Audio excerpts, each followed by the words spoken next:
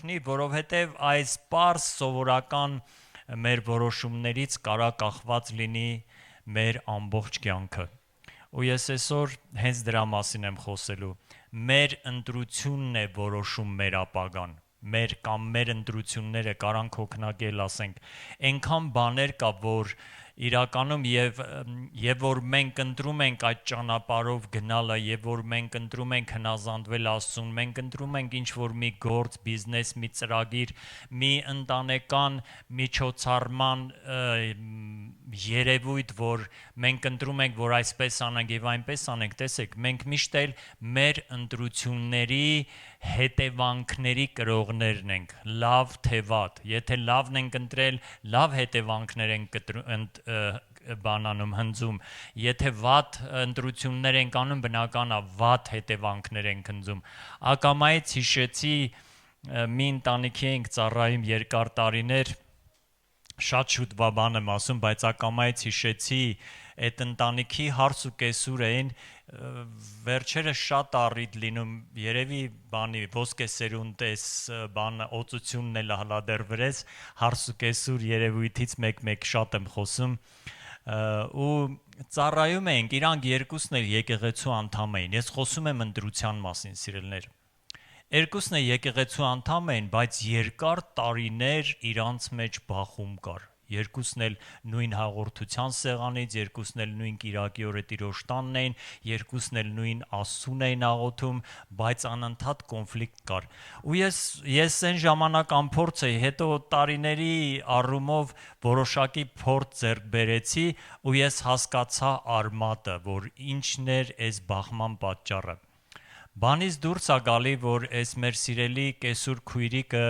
եւ որ բախում էր առաջանում, ինքը նախ ես զգացի, որ հարսի հասցեին նամյոկներ է բաց թողում, համեմատություններ անում հարևանների հարսների հետ, այն ուրիշ եղբայրների քույրերի հարսների հետ։ Տեսեք, եթե մենք այսպիսի մարդ ենք մեր ամուսնուն, կնոջը, երեխային, ինչ որ մեր ընտանիքի անդամին համեմատեցինք որևիցե մեկի հետ, արդեն իսկ դուք վատ սերմ եք ցանում, արդեն իսկ դու վտանգավոր քայլ եք անում։ Բացի այն, որ նամյոկներով էր խոսում եւ որ այդ նամյոկներով խոսալուց հետո էլ դեն էլ մարդ է 1 2 3 4 ու պայթուն էր առաջանում, որ պայթուն էր առաջանում, այս կեսուր քույրիկը այնպիսի մի հատ բանի զոհի կարգավիճակ էր բռնում, գնում էր հարևանների տուն կիսվելու, բայց դու գիտեք, որ այդ կիսվելը կիսվել չի, իրականում եթե նայում ենք երկնքի տեսանկյունից դա բամբասանք է։ Ուզում է հարևանների տանը կիսվես, ուզում է բարեկամների տանը կիսվես, դա բամբասանք է։ Դա ես հասկացա ու այդ ժամանակները Փառք Աստծո մի հատ մարգարեի քույրիկ հայտնվեց մեր այդ միջավայրում, շատ ուժեղ ինքը ժամերով աղոթում էր, մի քանի տարի օրական 4-ից 6 ժամ ինքը մենակ գիշերներն էր աղոթում։ Ու Տերը իրան սկսեց ցույց տալ, ու մի օր ինքը ինձ զանգում է, այս ավելի շուտ ես իրա մոտ ընկա, հաճախակի շփվում ենք այդ ժամանակ, ես էլ էի առանձնանում աղոթքների ու ինքը շոշափեց այդ ընտանիքի թեման, ասավ նայի, ինքը գնում աստեղ ընդեղ յանի կիսվում է, բայց սատանան լսում է դա, սատանան տենում է դա, եւ սատանան վատ մտքեր է տալի հենց իր հարսին, հենց իր ընտանիքի մեջ եւ իրավունք ունի, որովհետեւ իրավունք է տրվում, դուռ է բացվում։ Եվ տեսեք, այս ցավոք սրտի այս կնոջ մոտ տենցել այս ընտանիքի մեջ չհաջողվեց։ Մենք երկուսին է ծառայեցինք, մեկը ժամանակից շուտ մահացավ, մեկն էլ տառապանքներով անցկացավ, հիմա չասեմ ով մահացավ, ով մնաց, սիրելներ դա կարևոր չի, բայց ինչ եմ ուզում ասեմ, այս մարդիկ սխալ բան էին ընտրել։ Իրանց հարաբերությունները շտկելու համար նախ տեսեք, մենք որպես հայեր մանավանդ տեսեք, ես Ջավախքում եմ ծառայում, ընդեղ ավանդականությունը ավելի ուժեղա, քան Շիրակի մարզում, ստեղ էլ կա ավանդական, տեսեք, շատ ժամանակ մենք մեր հարաբերությունները ավանդականության տեսանկյունից ենք նայում, սիրելներ, եւ մենք վտանգում ենք մեր հարաբերությունները մեր ընտանիքների մեջ։ Ամեն ինչը Աստծո զավակները պիտի սովորեն Աստվածաշնչի լույսի տակ քննարկեն։ Հիմա նայեք, ես հիշում եմ մեզ ճամբարների ժամանակ մեր լուսահոգի Ռաֆի եղբայր կենթանի ժամանակ էր Ռուսաստանից մի հովիվ եկավ, որը լավ ընտանիքի սեմինարներ էր տալի եւ ասենք ինքը լրիվ ուրիշ ձև ներկայացրեց տղամարդու կնոջը ծառայելը։ Հետո Պարսկաստանից հովիվներ եկան, սրանք էլ լրիվ ուրիշ ձևին է, ու մեր հայ հովիվների եւ եղբայրների մոտ վրթովմունք էր առաջանում։ Այնքան մեր հայ եղբայրներին ճնշեցին, որ դուք Համանել պետք է լվանակ, լվացք էլ անեք, էս էլ անեք։ Մի եղբայր կանգնեց, ասավ, եղբայր ջան, ես որ լոմիկով դրանը արմատուր եկեմ քաշտալի կնիկս կարա գա այդ գործն անի կամ ես իրան կասեմ այդ բանն անի բերեք ու վրթովմունքը ճիշտ էր հասկանում եք այսինքն հարցը նա չի որ ես աման չեմ լվանա չէ սա չէր հարցը ուղղակի տեսեք իրանց քաղաքակրթության եւ մենտալիտետի մեջ դա նորմալ է, բայց հայ մենտալիտետի մեջ դա նորմալ չի, հասկանում եք, ոչ թե տղամարդ haman չլվանա, կինը իր ներսի գործերն ունի, տղամարդն էլ իր դրսի գործերն ունի, հասկանում եք, սիրելիներ, ես չեմ ասում, մեկ կարելի է ասա փոխարինել, հարցը դրա մասին չի, սխալ չհասկանաք, ես գիտեք ինչի մասին եմ ուզում ասեմ, որ մենք ավանդական եւ ազգային տեսանկյունից պիտի չնայենք մեր հարաբերություններին, մեր ընթացքներին։ Մենք ամեն ինչին պիտի սովորենք աստվածաշնչյան վերլուծություն տանք։ Ինչպես է խոսում աստվածաշունչը։ Հիմա նայեք, մի ընտանիք կար փոքր Նոյեմին եւ Հռութը։ Հարս ու կեսուրի իդեալական մակետ։ Հարց ու կեսուրի իդեալական մակետ Հռութի եւ Նոեմի եթե դուք ուզում եք թե սիրելի հարցները եւ թե կեսուրները եթե ուզում եք ճանաչեք թե որն է երկնայինը կարդացեք Հռութի գիրքը ընդամենը 4 թե 5 գլուխ է ասենք Հռութի գիրքը շատ փոքր է բայց այնտեղ իդեալական մակետ է այն էլ Հռութը օտարազգի էր հրյա չէր բայց նա սիրեց հрьяաների Աստծուն, երևի իր ամուսնուց էր լսել, ես այդպես եմ հասկանում։ Հետև այն մի հարսը հեռացավ։ Նոեմին երկուսին էլ ասավ գնացեք, որտեվ իր տղաները մահացան, ջահել մահացան պանդխտության ժամանակ։ Երկուսին էլ ասավ գնացեք, միգուցե էլի ամուսնանաք տուն ու տեղ դառնաք, բայց Հռութը չգնաց, ասավ ես գալու եմ, ես Իսրայելի Աստծո համար գալու եմ եւ եկավ Իրան օտար երկիր, հասկանում եք, ու մենք տենում ենք ինչ հետաքրքիր հարաբերություններ, թե Նոեմիի մոտ եւ թե Հռութի մոտ, շատ հետաքրքիր։ Եվ ձեզ ասեմ, Նոեմին նախկինում շատ հպարտ կին է եղել։ Նոեմի նշանակում է հաճելի եւ որ այդ տառապանքներով անցկացավ ինքը կարծեց ապաշխարության մի բան ասավ Աստված իմ հպարտությունը կոտրեց իմ ամուսնուն եւ իմ տղաներին ժամանակից շուտ վերցնելով այդ ձևի միտեղ կա Հռութի գրքի մեջ ես էլ հաճելի չեմ էլ հաճելի չմնաց Նոեմին մի կողմից Աստված կոտրեց Հռութին մի կողմից բարձրացրեց որպես հաճելի հարց եւ մի այնքան հետաքրքիր հարաբերություն զարգացավ որ Հռութի զավակին Նոեմին մեծացրեց դա Դավիթ թագավորի պապայի հայրն էր այսինքն պապան հասկանում եք ինչ եմ ուզում ասեմ եթե մենք ճիշտ ընտրություններ ենք անում սիրելիներ եթե մենք ընտրում ենք երկնայինի տեսանկյունից մեր իրավիճակները քննել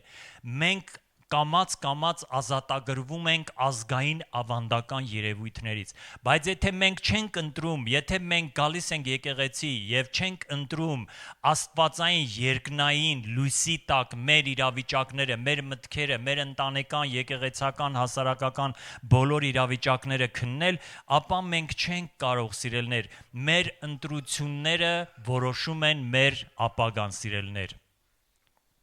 Եվ մենք դրա համար պատասխանատվություն ենք կրում։ Տեսեք, մի անձնավորություն, որը Ղովտն էր, որը որ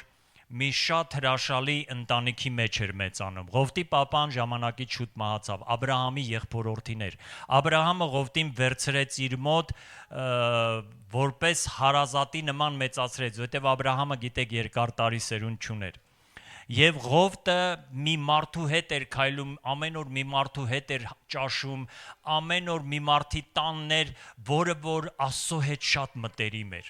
Մենք գիտենք Աբրահամի զոհերը, մենք գիտենք Աբրահամի ուխտերը Աստծո հետ, թե ինչպես էր Աբրահամը Աստծո հետ քայլում սիրելներ, եւ այնքան որ Աբրահամը կոչվեց Աստծո բարեկամ։ Մենք այս ամեն ինչը տեսնում ենք։ Եվ Ղովտը այս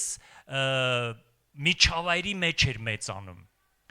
Եվ եկավ մի ժամանակ, որ իրանք հովիվների պատճառով, որովհետև իրանց հոտերը օրհնեց Աստված, այնքան շատացավ, որ իրանց հովիվները, ոչխարների այդ չոբանները սկսեցին իրար հետ կռվել։ Աբրահամը կանչեց Ղովտին, ասավ. Եղբայրներ ենք մենք, մեզ սազական չի, որ մենք վիճվենք։ Բեր դու եթե աջ գնաս, ես ձախ կգնամ, եթե դու ձախ գնաս, ես աջ կգնամ։ Ընտրի որ ուղղությամբ ես գնում։ Ես օրինակ սենց կանեի, մեծանալ մի ակտիվ եկեղեցու մեջ, հոգու եկեղեցու մեջ, որտեղ որ հովիվները, ծառայողները, աղոթող մարդիկ են, եւ դու մանավանդ արդեն տեղանքի ընտրություն պիտի կատարես, ես օրինակ կհարցնեի, կասեի. Տեր, դու որ ուղղությամբ ես ուզում, որ ես գնամ։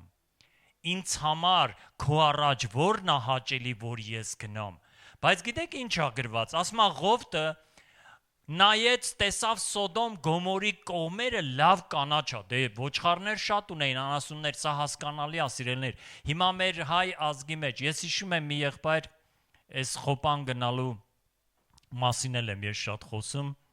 ընդեղ իհարկե, ովքեր որ գալիս են աղոթքի, ես ասում եմ, եթե Խոպան եք գնում, ձեր կնգան ձեզ հետ տարեք, ձեր ընտանիքը քաշեք, եթե մշտական գնալու եք քաշեք, կամ ձեր բերած փողերով տեղում բիզնեսը սկսեք, ընտանիքը պիտի հեռու չլինի, սա նորմալ երևույթ չի, Խոպանը անեցք է, հավատացեք։ Եթե մի բան անունը ֆինանս դնենք, ինչ ուզում ա դնենք, եթե կնոջը եւ ամուսնուն 8-ից 12 ամիս հեռու ա պահում, սա նորմալ երևույթ չի, սիրելներ։ Ինչ որ մի ժամանակ կարա սա լինի, բայց եթե սա մի ամբողջ կյանք ա ու գենետիկորեն թորներով, ծորներով, всё աչքները բաց են անում, Խոպան տի երթանք։ Հասկանում եք, ու ես շատ եմ խոսում նաև այս ուղղությամբ եւ շատերը նայում են Ռուսաստանը լավ փարա կարելի է վաստակել ու գնում են Ռուսաստան։ Մեկն էլ նայում է Եվրոպա դուռ է բացվել, հիմա էլ գնանք Եվրոպա աշխատենք։ Բայց շատ քչերն են հարցնում. Տեր,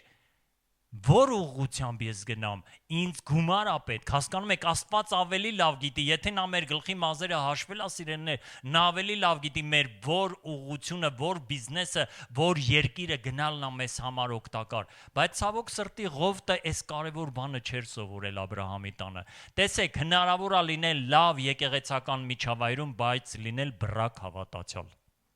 Ես հասկացել եմ, որ լավ ու վատ եկեղեցուց, այո, ազդեցություն ունի, լավ եկեղեցին իր ազդեցությունն ունի, վատն էլ իր, վատի նկատի ունեմ, որտեղ ճշմարտության խոսքի համապատասխան ուսմունքներ չկա, ավելի շատ ավանդական, ազգային, ավելի շատ կրոնական շեղված ծեսեր եւ այլն, որտեղ ճշմարտությունը չի սովորեցվում եւ բացատրվում, դա է վատ եկեղեցին, բայց ամեն դեպքում թե վատը, թե լավը իր ազդեցությունն ունի, բայց անհատից շատ բան ա կախված։ Ինձ Աստված ապացուցեց Սարդիկեի եկեղեցու օրինակով 3-րդ գլուխն ա հայտնության եւ ասում ա քո մեջ դու անուն ունես, թե կենթանի ես, բայց մեռած ես։ Մի քանի բաներ ա մնացել, էնել ա մեռնելու վրա, զգուշ եղիր, որ լրիվ չմեռնես։ Բայց մի քանի հոգիներ կան, որոնք իրանց հանդերձները ճերմակ պահեցին եւ ինձ հետ պիտի պտտվեն։ Հասկան։ Այսինքն եկեղեցին ահավոր վատ վիճակում էր, բայց մարդիկ կային, որոնք իրանց հանդերձները պահեցին։ Ոչ մտան եկեղեցական բամբասանքների, ոչ մտան ավանդական տարբեր տեսակի ծիսական երևույթների, իրանք շարունակեցին մնալ հոգու հետ։ Հասկանում եք, սիրելիներ։ Եվ Ղովտը ցավոք սրտի այսպիսի վատ ընտրություն արավ եւ շատ մարդիկ էլ ասում են, ինչ տեղը գնանք, ինչ տեղը գնանք եւ Աստծուն չեն հարցնում, սիրելներ, բայց մեր ընտրությունը շատ կապ ունի մեր ապագայի հետ, հասկանում եք։ Եվ ես տեսել եմ մարդիկ, որոնք սկսել են լավ գումար վաստակել Խոպանում, բայց կորցրել են իրանց հոգու կյանքը։ Կորցրել են իրանց ծարավը, նվիրումը Աստծո հանդեպ, հասկանում եք։ Տեսեք, եթե քեզ միտեղ Աստված ա տանում, ինքը դռներ ա բացում նաև հոգևորի համար։ Եթե մենք Աստծուն հարցնելով ենք գնում ի սկզբանե, ես միշտ ասում եմ, եթե դու միտեղ գործի ես մտնում, եթե դու մի երկիր ես գնում եւ այնտեղ եկեղեցի հավատացյալ չես ման գալի, քո մեջ մի բան խափանա։ Դու քո սիրտը քննելու բան ունես, որովհետև դու այդ քո ներսի այդ երևույթը, այդ վատ երևույթը քեզ կկանգնացնի նաև վատ փաստերի առաջ։ Եվ տեսեք, ու Ղովտը հնարավոր էր ինքն իրան արդարացնում էր։ Վերջը գնաց Սոդոմի մոտ վրանը բացեց, այդ ձև է գրված է։ Մի որոշ ժամանակ հետո տեսնում ենք, էլ վրանը չկա, Ղովտը դարել է Սոդոմի բնակիչ։ Եվ գիտեք ոնց էր Ղովտը իրան արդարացնում, որովհետև վրանը Աբրահամը ամբողջ կյանքը ապրեց վրանների մեջ։ Աբրահամը այդ ժամանակաշրջանի ամենահարուստ մարդն էր, փղշտացիների թագավորն անգամ թագավորներ էին նախանձում Աբրահամին։ Աբրահամը երբ որ գնաց ջարդեց Սոդոմ Գոմոր կործանող այդ թագավորներին, այնքան ունեցվածք ուներ, հասկանում եք, ինքը շատ ունեցվածք ուներ եւ կարար մի քանի քաղաք սարքի, բայց ոչ մի քաղաք ինքը չսարքեց, ոչ է գյուղ, վրաններով էր մանգալի Աբրահամը, Իսահակը, Հակոբը, բոլորը մի վրանից մի վրան, մի տեղից մի տեղ, հետև վրանը խորհրդանշում էր պանդխտության հոգին։ Այս մարդիկ հավատքով, շոշափելի հավատքով գիտեին, որ ես ժամանակավոր եմ այս երկրի վրա, ես հավիտենականության քաղաքացի եմ, եւ պետք չի, որ մենք մեր վրանները վաճառենք մի փոր հացի համար, ոնց որ Եսավն արավ սիրելներ, իր ամբողջ անդրանիկությունը վաճառեց, եւ մի քանի 100 տարի հետո Մարգարեն գրեց, ես Եսավին ատեցի, բայց Հակոբին սիրեցի։ Այն խափող Հակոբին Աստված սիրեց, այդ խելոք Եսավին Աստված ատեց, բայց եւ որ քննում ենք իրանց կյանքը, տեսնում ենք այս մարդիկ սխալ են, մեկը լավ ընտրության, մեկը նախանձավոր էր անդրանիկության համար եւ սխալ ճանապարհներով էր փորձում հասնի, սրան խրատեց Աստված եւ խոնարեցրեց, բայց այս մեկն էլ ծնվել էր այդ մեծ ժառանգության մեջ, բայց արհամարեց սիրելներ։ Շատ ժամանակ մեր ընտրությունը, գիտեք, մեր ընտրությունը հոգու վիճակ է։ Ընտրություններ կա, որոնք պահն է որոշում, բայց ոչ թե պահն է որոշում, ավելի շատ սրտում եղածն է որոշում, հոգու վիճակն է որոշում։ Եվ տեսեք, Եսավը պատրաստ չէր, հետև Եսավը մի ամբողջ երիտասարդություն ապրեց եւ չհասկացավ ինչ է նշանակում անդրանիկ լինել։ Հակոբն էլ փոքր էր, փոքր ասելով մի քանի վայրկյան հետո էր ծնվել ժողովուրդ։ Բանի Հակոբը Եսավի կրնգից բռնած դուրս եկավ մոր արգանդից, հասկանում եք, մի քանի վայրկյան ուշ, եւ ընդամենը սա արդեն Աստծո մոտ բան էր, Անդրանիկը Եսավն էր փոքր, բայց Հակոբը նախանձավոր էր, անգամ մոր փորի, սա իր կոչումն էր, որ ես պիտի տեր դառնամ ժառանգության։ Այո, նա սխալ բաներ շատ արավ, խաբեությամբ փորձեց, բայց տեսնում ենք տեր չդառավ։ Նա տեր դառավ այն ժամանակ, որ հրեշտակի հետ գոտե մարտեց, մի ամբողջ գիշեր աղոթեց, խոստովանեց մեղքերը եւ այդ ժամանակ Աստված նրա անունը փոխեց, այդ ժամանակ նա օրհնվեց։ Եթե նա Աբրահամի օրհնությունը վայելած լիներ, հրեշտակին չէր խնդրի ինձ օրհնի։ Մի ամբողջ գիշեր խնդրում էր օրհնի ինձ, մի ամբողջ գիշեր գոտե մարտեց, որ հրեշտակը օրհնի իրան, հասկանում եք։ Ուրեմն նրա վրա չէր եկել Աբրահամի եւ Իսահակի օրհնությունը, նոր դրանից հետո եւ որ ինքը խոնարհվեց, բայց Եսավը մի վայրկյանում ուրացավ։ Մի վայրկյանում ուրացավ, հետև իր հոգու վիճակը նորմալ չէր։ Ինքը ամբողջ կյանքի մեջ սխալ ընտրություններ էր արել, սիրելիներ, հասկանում եք։ Անգամ Եբրայեցիների 11 գլխի մեջ ասում է, նույնիսկ լացեց Իսահակի առաջ, էդ էլ չօգնեց։ Այդ լացն էլ զղջում չէր, այդ լացն էլ ուղակի էմոցիա էր, բայց ես ունեցված կորցրի։ Իր լացը ուղղված էր այս աշխարհի բարիքների կորուստին, ոչ թե հոգևոր ժառանգության կորուստին, թե չէ Աստված սրտեր քննող է, սիրելիներ, հասկանում եք։ Տեսնում ենք Եսավը մի կյանքի իր այդ ամբողջ ընթացքի մեջ եւ որ ինքը պիտի գար մի փաստի առաջ, որ ժառանգությանը տեր կանգներ, այնքան անտարբեր, այնքան անհոգ էր եւ ընդհանրապես նախանձավորություն չուներ։ Երևում է իր գործողությունից լավ կմերներ, ժողովուրդ, ոնց եք մտածում, այդ մի ամանապուրը, որ հասել էր տուն, բան չէր մնացել, մի 200 մետր բան էր մնացել։ Հակոբի վրաններ, հետո իր վրաններ, հասկանում եք։ Բայց տեսնում ենք, որ այս անձնավորությունը, այդ պահը, որը որոշիչ էր, այդ պահից առաջ ինքը նորմալ հոգու վիճակ երբեք չուներ։ Ինքը միշտ ընտրել էր այս աշխարհի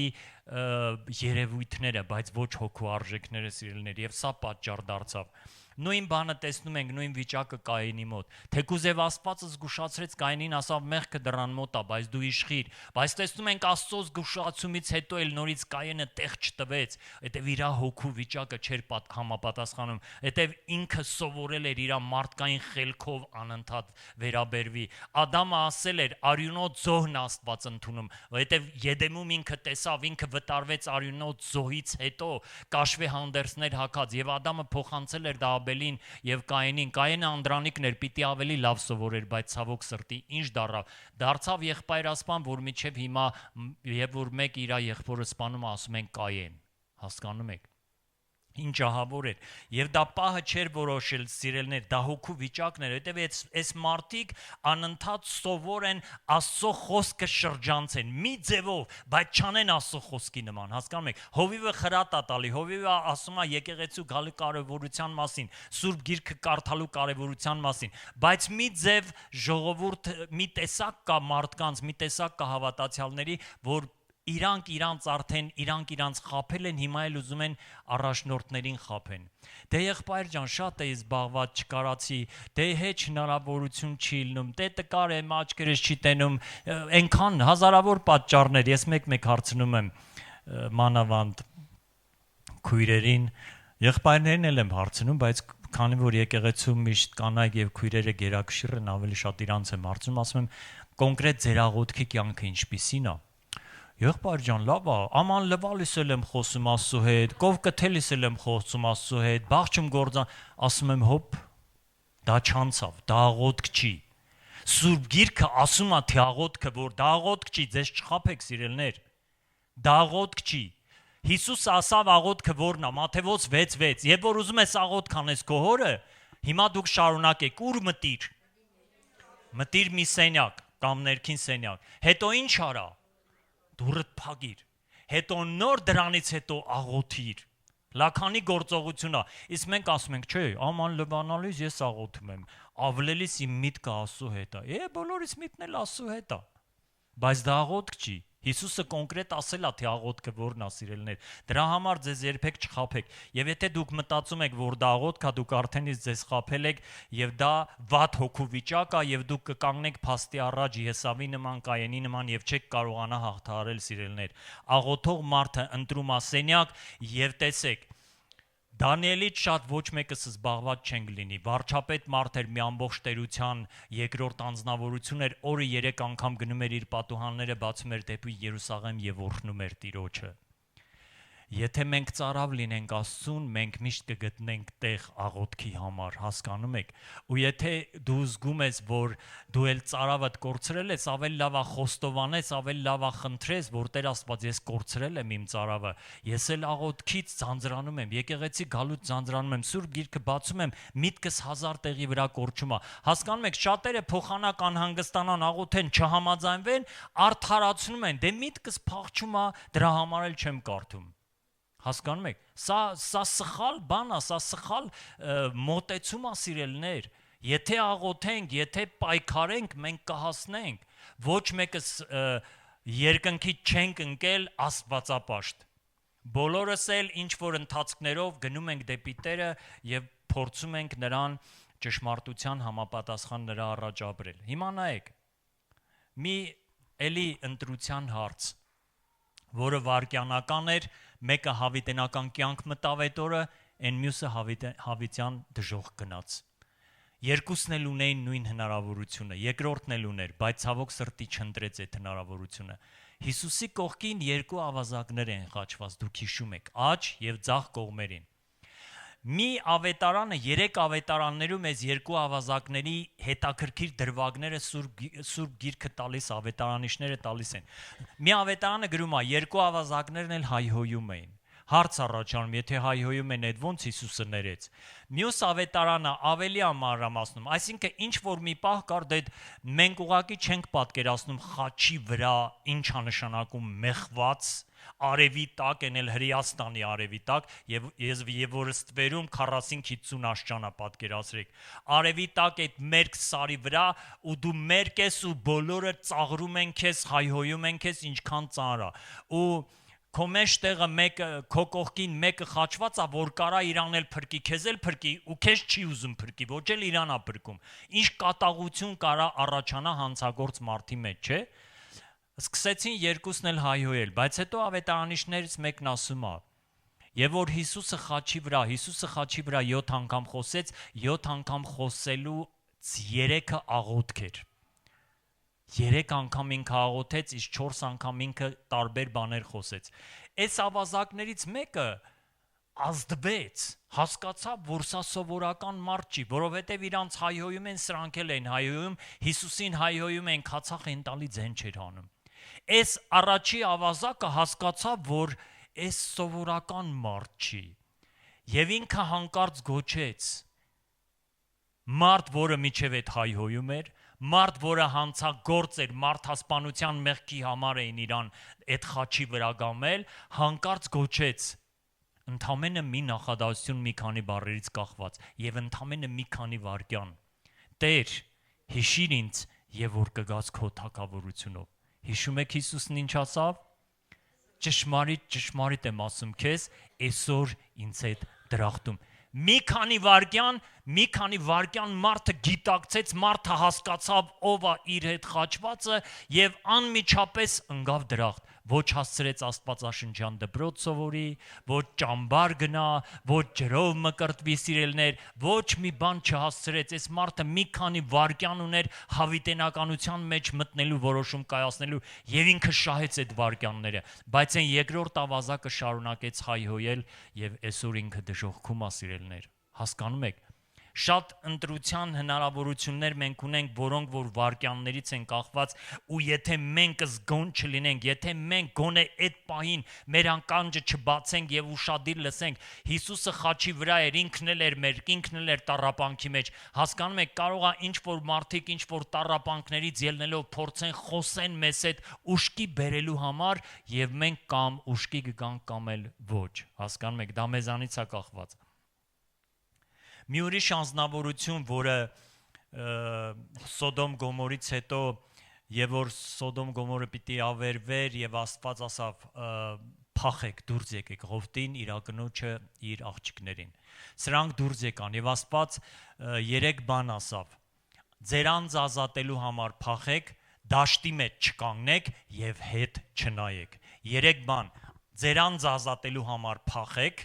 բոլոր դաշտի մեջ չկանգնեք, կանգառները վտանգավոր է, հոգևոր կյանքի որոշման ծառայեմ չծառայեմ, գնամ Հիսուսի հետևից չգնամ, եթե մենք սրա համար երկմտություն ունենք, մենք վտանգված ենք սիրելներ։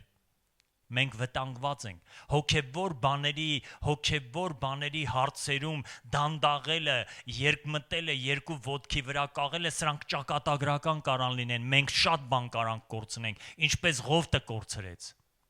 Ղովտի կինը կորցրեց եւ տեսնում եք, այս մարդիկ դուրս եկան, գոնե դուրս եկան Սոդոմ Գոմորից, բայց կինը հետ նայեց։ Դաշտի մեջ էլ չկանգնեց, կամ էլ ոնց հնարավոր է, որ մարդը վազի ու հետ նայի, ձև չկա։ Մարդը պիտի կանգնի, որ կայնա հետ նայի։ Դուք մի հատ կփորձեք ժողովից հետո համ քայլեք, համ հետ նայեք, չեք կարա։ Երիտասարդների մոտ էլի կարող է ստացվի, 35-ից վերև հաստատ չի ստացվի։ Եվ կինը կանգնեց ու հետ նայեց, եւ գիտեք պատմությունը, աղի արձան դարձավ սիրելներ։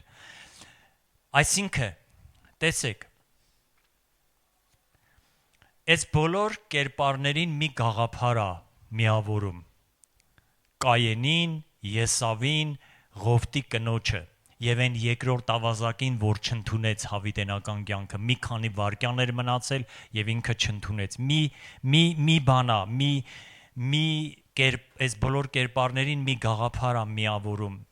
Պահը ոչ թե ժամանակի միավոր է, այլ հոգու վիճակ։ Երբ մարդը կայացնում է իր ամենաստոր կամ ամենաազնիվ որոշումը։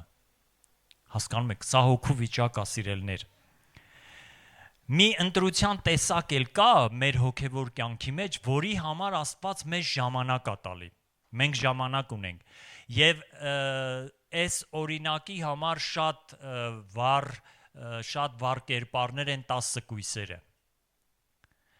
10 կույսեր, Սուրբ Գիրքն ասում է 5-ը հիմար էին, 5-ը իմաստուն են։ Հետո մենք վերջում ենք հասկանում, եւ որ նոր ենք կարդում, մենք վերջում ենք հասկանում, այս 10-ը, այս 5-ի հիմարությունը ինչի մեջ էր, որովհետեւ 5 հիմարները իրենց հետ ամանով յուղ չվերցրեցին, այն 5-ը վերցրեցին։ Հիմա նայեք, Սրանք ժամանակ ունեին, հասկանում եք, միջև այդ պահը, որ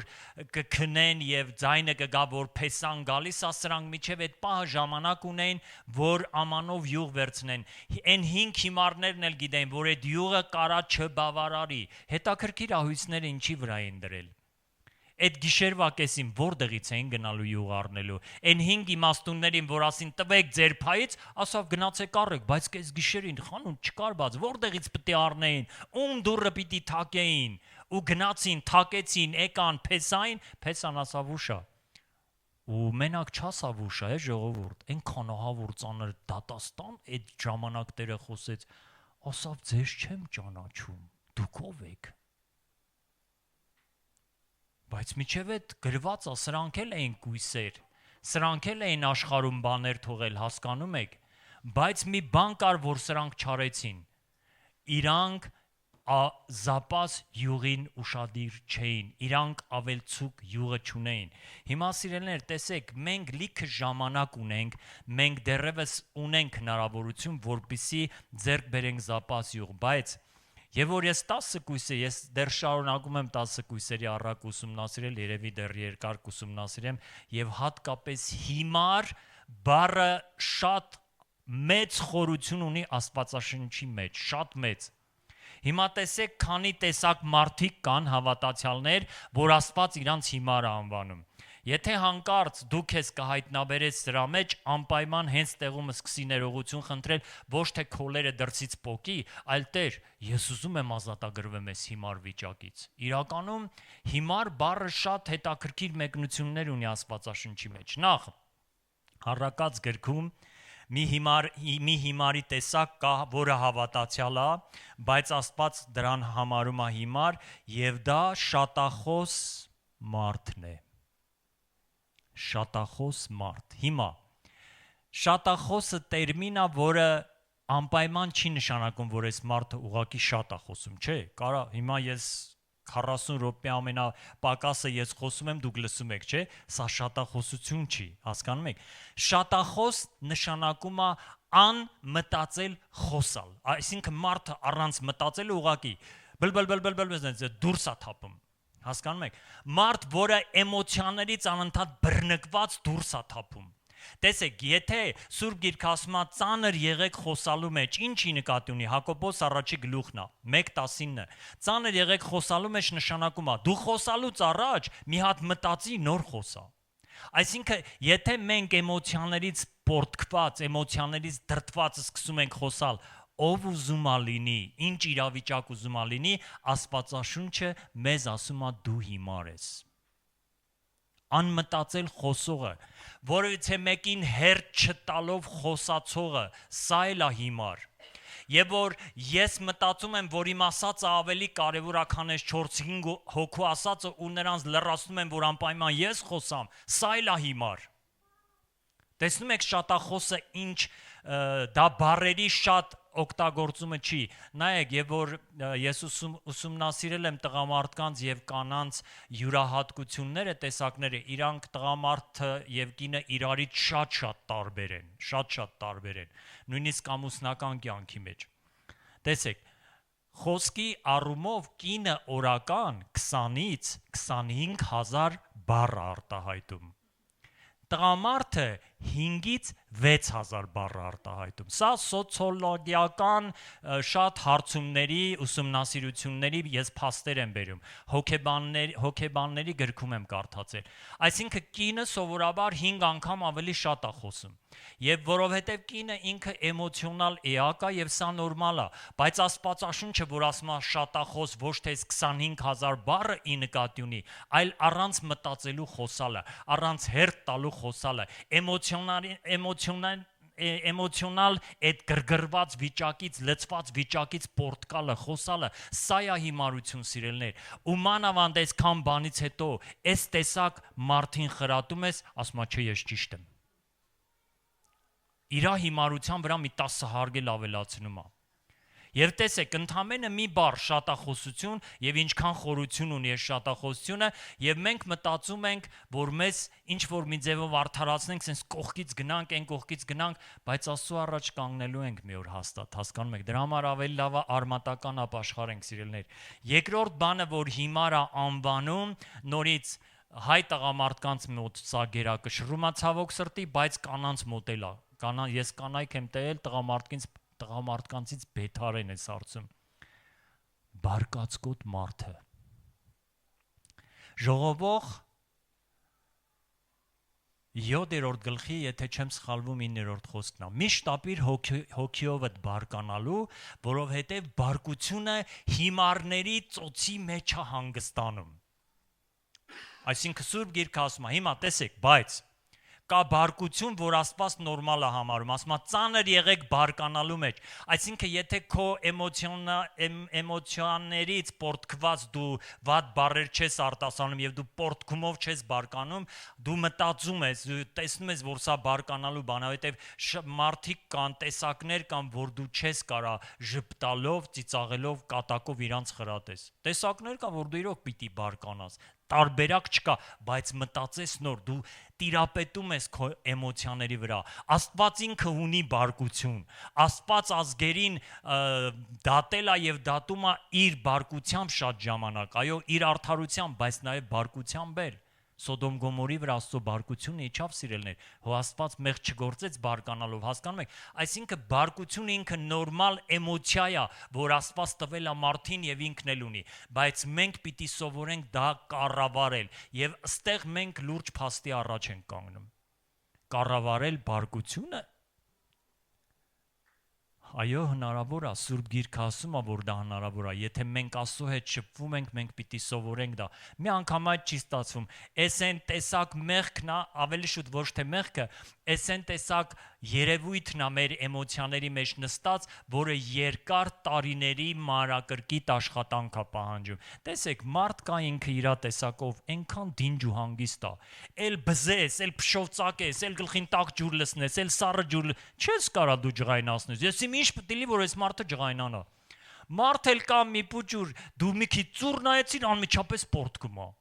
Հասկանում եք, սա մարդու տեսակ է, բայց բոլոր տեսակներն էլ պիտի իրանց վրա աշխատեն։ Ուրեմն բարկացկոտ այս բարկությունը սխալ օգտագործող մարդիկ հիմար են։ Ծույլի տեսակ կա, որ Աստվածաշունչ էլի ասում է հիմար։ Ծուլությունը հիմարության մեղքի հետ զուգահեռ գնացող բան է։ Խրատը մերժող մարդին Աստվածաշունչը համարում է հիմար։ Միտք չառնող, խոսքը լսող եւ միտք չառնող մարդին Աստվածաշունչը համարում է հիմար։ Ավելի վատ բառ ասում է անմիտ։ Անմիտը հիմարից մի քիչ ավելի ուժեղ տեսակն է։ Որ ոնց ասում ես, ոնց պտտվում ես, էլ հերբից ես գալի, էլ մոդիկից ես գալի, էլ ուղիղ ես ասում, էլ տակից ես ասում, էլ գլխից տակը չի անում, այս մարդը անմիտ է։ Ինքը տենց է որոշել, սիո գնալու է այդ ձև։ Անհնար այդ տեսակին խրատելը, սիրելներ։ Եվ տեսեք ինչքան բաներ, որոնք որ ընդամենը հիմար կույսերը այս մեղքերից կամ բոլորն ունեին, դրա համար յուղ չկարողացան հավաքել, կամ էլ գոնե մի տեսակը ունեին, սիրելներ։ Եվ այստեղ մենք կանգնում ենք փաստի առաջ, Տեր Աստված, այս ինչ լուրջ բան է։ Փաստորեն յուղ հավաքելու համար ես պիտի ազատագրվեմ հիմարությունից, պորտկալուց, անմիտ խոսալուց, անմիտ բարկություններից, կռվարարությունից, բամբասկոտությունից, դառնությունից, հասկանանք, եթե բաներ կա, որոնք որ մեզ տանում են այդ հիմարության մեջ, սիրելներ։ Եվ այստեղ մենք իրոք կարիք ունենք լուրջ ապաշխարելու, եւ Սուրբ Գիրքը մեզ Եբրայեցիների 12:4 ասում է. ինչ տեսակ պայքարը ընտրենք, արյուն թափելու աստիճան պայքարի տեսակը պիտի ընտրենք։ Արյուն թափելու աստիճան կռվել մեղքի դեմ։ Իսկ մեղքը որտեղից է դուրս գալի, մեղքի բունը որտեղա իմ եսն է մեղքի բունը։ Ուրիշ տեղ մի փնտրեք, սիրելներ, այս անմիտ եւ հիմար հավատացյալների տեսակը կարան այս գորգի վրա էլ մեղ տնեն, այս ամբիոններ մեղավոր, փառաբանություններ մեղավոր, կարգուկանոններ մեղավոր, հարևաններ մեղավոր, գործիտերներ, սաղին մեղադրում են, բայց ոչ իրանց, բայց մեղքի բունը հենց մեր եսն է, իմ եսը։ ընդեղից անընդհատ որ դուրս է գալի։ Այն Ադամը, որը որ Քրիստոսի միջոցով մահացել է, բայց արտադրանքը մնում է։ Հասկանում եք, սիրելներ, արտադրանքը կա եւ մենք այդ արտադրանքի դեմ պայքարում ենք արյուն թափելու աստիճան։ Տեսեք, մի պատմություն կա 3-րդ թագավորաց 18 գլխում, դուք շատերը լավ գիտեք Եղիայի կրակ իջացնելու պատմությունը։ Միջև կրակ իջացնելը Եղիան մոտեցավ, թագավորն ու թագուհին այն կարգին մոլորեցրել Իսրայելի աստվածապաշտ ժողովրդին, որ սրանք արդեն չգիտեին, մարգարեն եկել է կանգնել, Եղիա մարգարեն պատկերացրեք եկել էր կանգնել առաջները ու ասում էր ժողովուրդ, եթե Եհովան Աստված, Եհովայի հետևից գնացեք, եթե Բահաղն Աստված, Բահաղի հետևից գնացեք, ասում է ժողովուրդը ոչ մի բան չխոսեց, որովհետև չգիտեին Բահաղն Աստված թե Եհովան։ Պատկերացնում եք ինչ կարգի են մոլորված։ Եվ այստեղ սա մեծ մարտահրավեր էր Եղիա մարգարեի համար եւ ինքը կրակը իջացրեց Բահաղի եւ Աստարովթի այդ կռապաշտ բաները, այդ ծառայողները չկարողացան ոչ մի բան անեն։ Եվ հետո Եղիան երեկոյան կողմ կրակը իջացրեց եւ բոլոր ժողովուրդը բերանի վրա ընկան եւ ասին Եհովան է Աստված։ Աստծո զորությունը իջավ եւ էլ կարիք չկար այնտեղ ասի թե ով է Աստված, իրանք տեսան թե Աստվածը ով է։ Եվ իրանք ընկան եւ երկրպագեցին սիրելներ։ Հիմա նայեք, անորոշությունը եւ տատանումը խոսում է մարած կրակների մասին։ Եթե հոգեվոր, եթե աղոթքի հարցում ես անորոշություն եւ տատանում ունեմ, եթե սուրբ գիրք կարդալու, կիրակի օրը եկեղեցի գնալու, Տիրոջը ծառայելու, չծառայելու հարցում ես տատանում եւ անորոշություն ունեմ, ես խնդիր ունեմ արդեն։ Ես պետքա լուրջ ինքս իմ դեմ պայքարեմ, ես պետքա լուրջ դա բերեմ Տիրոջ առաջ եւ ճիշտ որոշում կայացնեմ սիրելներ, որովհետեւ մեր որոշումից մեր ապագան է կախված եւ մեր ճիշտ որոշումները մեզ կամ օրհնությունների մեջ են տանում, իսկ մեր սխալ որոշումները տանում են մեզ լուրջ խնդիրների, հիվանդությունների, տագնապների եւ այլ տհաճ բաների մեջ, որ մենք չենք ուզենա դա անենք։ Մի ուրիշ բան, ու ես համարյա ավարտում եմ։ Մի ուրիշ վտանգ, որը որ նույնպես մեր ճշմարտության հետևից գնալը դանդաղեցնում է կամ էլ կանգնեցնում է սիրելներ։ Սրտի կարծրացում։ Եբրայեցիների 3-րդ գլխում է սրա մասին գրված 7 եւ 8 համարներն է։ Այսօր եթե նրա ձայնը լսեք, մի խստացնեք ձեր սրտերը։ Հիմա նայեք, մենք շատ ժամանակ այնքան հեշտ ենք ասում, հրյա ժողովուրդը 10 հրաշք տեսավ, դուրս եկան, կարմիր ծովը բացվեց, եկան անապատ, էս ինչ անհավատ կարծրասիրտ ժողովուրդ էին, ոնց չհավատացին, որ մտնեն Քանանի երկիր։ Բայց եթե մենք ուշադիր լինենք եւ իրոք անկեղծ մենք ինքներս մեզ քննենք, մենք կտեսնենք, որ այդ նույն տրտունջը ժամանակ մեր դուռը թակում է, տրտնջալ,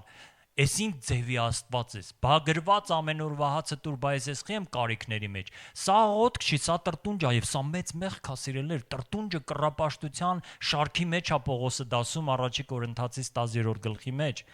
Եվ տեսեք, եւ այս մարդիկ նրա ձայնը, գիտեք, կա ժամանակ, որ մենք ձայնը շատ լավ ենք լսում եւ կա ժամանակ ցավոք սրտի, որ մենք կորցնում ենք այդ ձայնի լսելու զգայունությունը եւ դրա խնդիրը ոչ թե եկեղեցին է Աստված է, այլ այն նույն եսն է։ Այդ նույն եսը, որ մեզ տարել է այդ կարծրության մեջ եւ սրտի կարծրությունը միանգամայն չի գալի։ Ես ձեզ երկու գործերի օրինակի մասին հաստատ պատմած կլինեմ, որ մի գիտնական երկու գործերի վրա օրինակ բանա փորձ է անում։ Առաջինին գցում է տաք ջրի մեջ, անմիջապես այս գործը դուրս է թռչում։ Երկրորդին դնում է նորմալ ջրի մեջ եւ դնում է մարմանդ կրակի վրա։ Այնքան մարմանդ է այս կրակը, որ ջուրը արդեն որ դեպի գոլն է գալի, գոլ ջուրը շշմացնող է։ Գործը քնում է։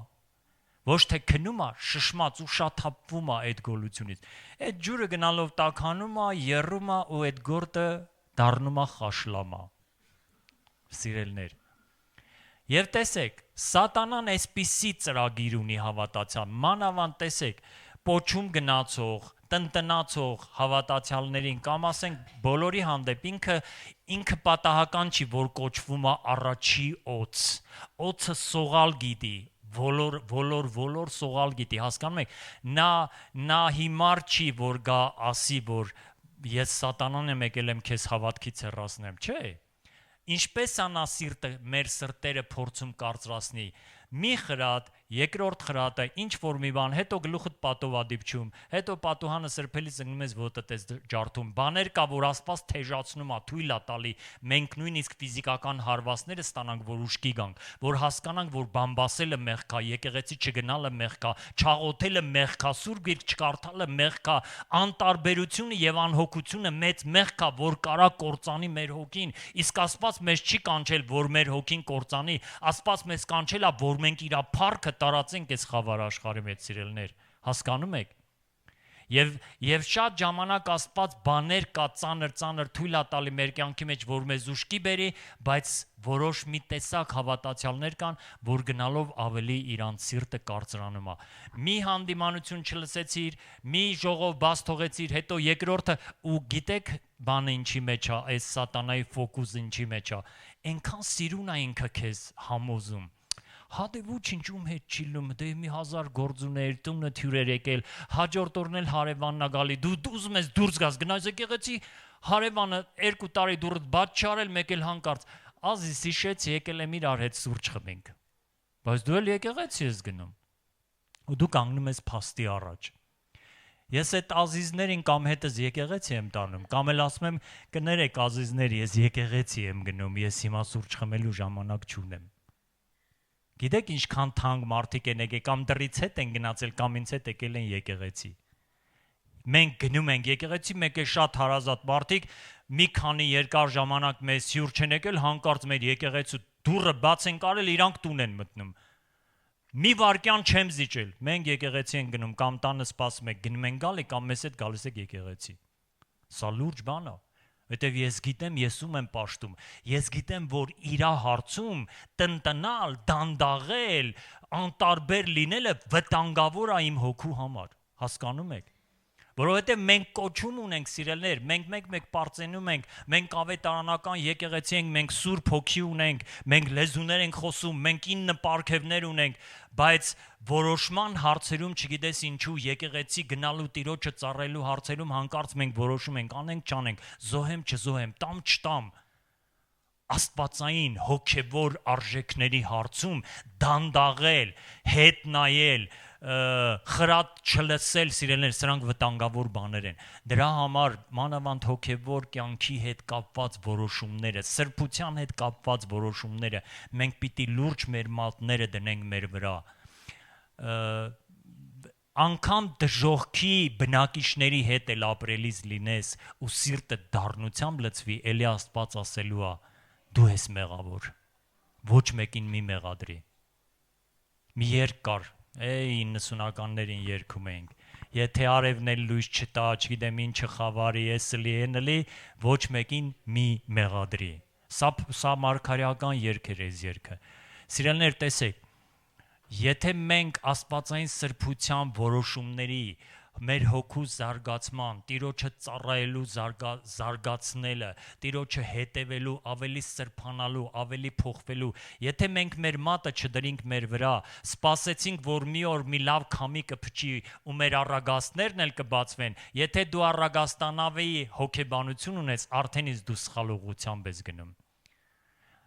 Հոգևոր կյանքը եւ հոգևոր բաների հետ կապված որոշումները եւ ընդհանրապես կյանքի հետ կապված որոշումները մենք լուրջ, այն որ ճակատագրական է, այն որ կարեւոր է, մենք լուրջ պիտի ժամերով աղոթքի մարդ լինենք, սիրելներ։ Ժամերով աղոթքի մարդ լինենք, որ այդ պահը բաց չթողնենք։ Այն ավազակի նման, այն երկրորդ ավազակի օրը չընկնենք, սիրելներ։ Տերը օրհնի ձեզ, սիրելներ։ Ես հավատում եմ, որ դուք այն տեսակն եք, որ լսում եք Աստծո խրատը եւ մատը ձեր վրա եք դնում, որովհետեւ մի տեսակ կա քարոզա լսում, ասում է, այս կողքինիս համար է, այս տոչնի, այ այն քույրիկի համար, այս այն եղբոր, հարսը կեսուրի վրա գծում, կեսուրը հարսի վրա, եղբորը քրոջ վրա, հասկանում եք, եթե դու մտածում ես, որ դա ինչ որ մեկի համար է, ասեմ քեզ, դա հենց քո համար է։ Որից է մեկին մի նայ, ապաշխարող մարդը, այս ձև մենակ ես մտածում եմ կարան հովիվները, տասնապետները մտածեն, այս քարոզը ուղարկեմ, այս ինչ իմ անդամին, որ ինքը լսի սա, իրան սա պետք է։ Բայց եկեղեցու մնացած մարդիկ, որոնք առաջնորդության եւ հովվական ծառայության մեջ չեն, իրանք իրանց համար պետք է լուրջ լսեն, Ոչ թե այս կողքինի համար էր, այս են քույրիկի համար էր, պասոր չեկավ քարոզը կուղարկես, ոչինչ։ Շեշտը քո վրա դիր, կանգնենք աղոթքի։ Մեր ընտրությունը որոշում է մեր ապագան, սիրելներ։ Եվ դա ոչ թե վաղն է գալու, դա հենց այսօր է եկել, դա հենց այսօր է մեր դուռը թակում։ Վաղը այն օրն է, երբ բոլոր ծույլերն ու մեղավորները պատրաստվում են դառնալ սուրբ, բայց այդ օրը երբեք չի գալի։ Հասկանում եք։ Դա վաղը չի, դա հենց հիմա է։ Սուրբ Գիրքը ասում է, այն պահից, որ դու լսեցիր, հենց այդ պահից դու որոշում կայացրու, որ ես պիտի ազատագրվեմ այս հպարտությունից, ես պիտի ազատագրվեմ այս վիրավորվելու, այս վատ բանից, այս բնավորությունից։ Ես պիտի աղոթքի կյանք սկսեմ, ես լուրջ պիտի իմ հոգևոր ծառայության նվիրման հարցը Տիրոջ առաջ, որ Աստված նայի երկնքից եւ հաճույք ստանա։